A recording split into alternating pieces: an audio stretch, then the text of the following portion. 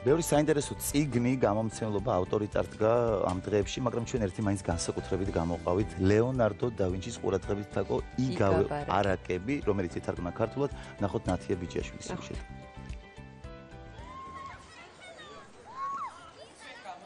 ელფის გამომცემლობა მათი წელია მსოფლიო ლიტერატურის სახლიდან გამოცემა დაიწყო. მათ საბავშვო ლიტერატურას ანე ფრანკის დღიურები და ლეონარდო და ვინჩის იგავ-არაკები შეემატა. როგორც აღმოჩნდა, ანე ფრანკის დღიურების ქართულ თარგმანს წერილები აკლდა, ხოლო წიგნისა თუ ავტორის სახელწოდება შეცვლილი გახლდათ. აკლია 31 წერილი, რომელიც ძალიან მნიშვნელოვანია მოზარდი თაობისთვის. ისეთი უხერხული კითხვები, რომელიც მოზარდს უჩნდება, როგორ გაჩნდა, ქალისა და კაჩორის რა გასწავება და ასე შემდეგ. აი ამ წიგნიდან ზოგჯერ მშობელს უჭირს რომ ბავშვს ესაუხსნას. აი ამ წიგნიდან ის ამ პასუხებს მიიღებს. ლეონარდო და ვინჩის იგავ-არაკებთან ერთად ახალ წიგნში მოზარდები მის ბიოგრაფიასა და გამოცანებსაც ამოიკითხავენ.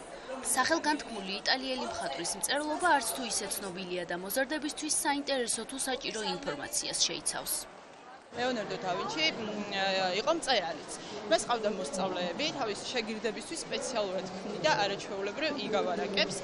და ეს იგავ-არაკები ჩვენმა გამომცემლობამ შეაგროვა იტალიური ენის არაჩვეულებრივი სპეციალისტის რუსუნა ტოინაშვილის დახმარებით, ასე ვთქვათ, მან გვითარგმნა ეს წიგნი და ვფიქრობ ქართველი მკითხველისთვის, პატარებისთვის განსაკუთრებით ძალიან საინტერესო იქნება.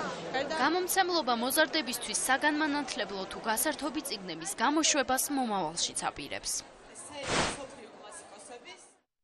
ვფიქრობ, რომ მხოლოდ მოზარდებისთვის არ იქნება ლეონარდო და ვინჩის იგავ-არაკები საინტერესო, იმიტომ რომ ამჯერად მისი წაკითხვა უკვე ქართულად შეგვიძლია. სხვა ამბები თუ აგრძელებთ ჩვენ იმედის დილას, მე-20 საუკუნის ომის წლები და სოფლად მცხოვრები ხალხის დუღჭერი ცხოვრება.